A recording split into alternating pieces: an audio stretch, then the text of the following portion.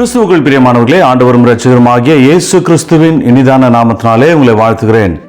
இந்த நாளிலும் கூட கர்த்தர் நம்மோடு கூட பேசுகிற தமது பலனுள்ள வார்த்தை யோவான் 10:9 நானே வாசல், ஒருவன் என் வழியாய் உட்பிரவேசித்தால் அவன் ரட்சிக்கப்படுவான், அவன் உள்ளும் புறமும் சென்று மேய்ச்சலை கண்டடைவான். ஆமென், ஹல்லேலூயா. கர்த்தர் இந்த நாளிலும் கூட இந்த வார்த்தையின் வழியாய் நம்மை பலப்படுத்துகிற தேவனாய், நம்மை திடப்படுத்துகிற தேவனாய் இருக்கிறார். ஆமென். நானே வாசல் என்று கர்த்தர் சொல்கிறார். அவரே வாசல். அவர் நம்முடைய ஆசீர்வாதத்தின் வாசலாக இருக்கிறார். நம்மை ரட்சிக்கிற வாசலாக இருக்கிறார். நம்மை மேய்ச்சலை காண செய்கிற வாசல் அவராக இருக்கிறார். பல வேளைகளில் நம்முடைய வாழ்க்கையில் வாசல்கள் அடைப்பட்டு போயிருக்கலாம். நம்முடைய வாழ்க்கையில் வாசல்கள் அடைப்பட்டு போகும்போது விசுவாசத்தோடு அவர் சமூகத்திலே நோக்கி பார்க்கிற வேளையில், வார்த்தையை தியானிக்கிற வேளையில் எல்லா அடைப்பட்ட வாசல்களையும் திறக்கிற தேவனாக இருக்கிறார். அவரே வாசலாக இருக்கிறார். அவர் மூலமாய் நம் ஆசீர்வாதங்களை சுதந்திரிக்க முடியும். நானே வழியும் சத்தியமும் ஜீவனமாய் இருக்கிறேன் என்று கர்த்தர் சொல்கிறார். அவர் நம்முடைய ஆசீர்வாதத்தின் வாசலாய், மேய்ச்சலை காண செய்கிற வாசலாய் இருக்கிறார். அந்த வாசலுக்குள்ளாய் உட்பிரவேசிக்க பொல்லாத சத்துருவானவன் நம்முடைய வாழ்க்கையில பல தடைகளை வைத்திருக்கலாம். ஆண்டவருடைய சமூகத்தில் காத்திருக்க கூடாதபடிக்கு, அந்த வாசலுக்குள்ளாய் பிரவேசிக்க கூடாதபடிக்கு, நன்மையை சுதந்திரிக்க கூடாதபடிக்கு பொல்லாத சத்துருவானவன் நம்முடைய வாழ்க்கையில பல தடைகளை, வாசல்களை அடைத்து வைக்கலாம், பல தடைகளை கொண்டு வரலாம்.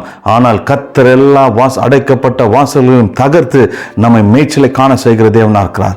நம் உள்ளும் புறமும் சென்று அதை சுதந்திரிக்க கர்த்தர் எல்லாவற்றையும் திறந்து கொடுக்கிற தேவனாக இருக்கிறார். அவரே வாசலாக இருந்து நம்மை உட்பிரவேசிக்க கர்த்தர் கிருபை கொடுப்பார். நானே வாசல், என் வழியாய் உட்பிரவேசிக்கிறவன் ரட்சிக்கப்படுவான், ஆசீர்வாதம் அடைவான், நன்மைகளை கண்டடைவான். அவர் வழியாய் நாம் செல்ல வேண்டும். மனிதர்கள் வழியாய் நாம் ஆசீர்வாதங்களை சுதந்திரிக்காதபடிக்கு கர்த்தர் வழியாய், அவர் சமூகத்திலே இயேசு என்ற நாமத்தின் வழியாய் நாம் கேட்கும்போது நிச்சயமாய் கர்த்தர் நம்மை ஆசீர்வதிக்கிறவர். அவரே ஆசீர்வாதத்தின் வாசலாய் இருக்கிறார். இயேசு என்ற நாமம் நமக்கு ஆசீர்வாதத்தின் வாசலாக இருக்கிறது. இயேசு என்ற நாமம் நமக்கு ரட்சிப்பின் வாசலாக இருக்கிறது. இயேசு என்ற நாமம் நமக்கு மேய்ச்சலை கொடுக்கிற வாசலாக இருக்கிறது.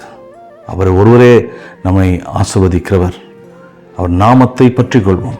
அவருடைய நாமமே அல்லாமல் வேறொரு நாமம் நமக்கு கட்டளையிடப்படவில்லை.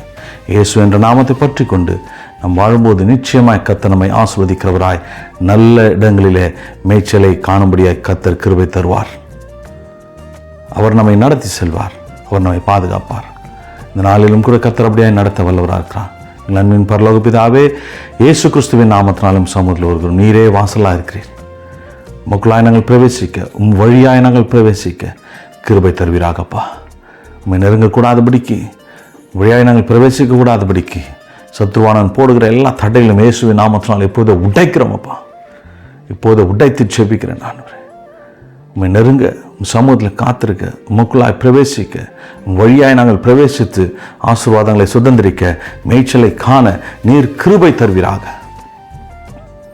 நீர் எங்களை நடத்தும், காத்துக்கொள்ளும். இந்த நாளும் கரத்திலே கொடுக்கிறோம்.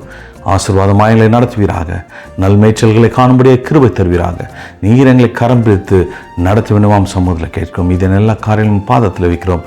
இயேசுவின் வல்ல நாமத்தில் பிதாவே, ஆமென், ஹல்லேலூயா. கர்த்தர் உங்களை ஆசீர்வதிப்பார். உங்களை நல்வழியில கர்த்தர் நடத்தி மேய்ச்சலை காண செய்வார். கர்த்தர் உங்களை நித்தமும் நடத்துவாராக. ஆமென்.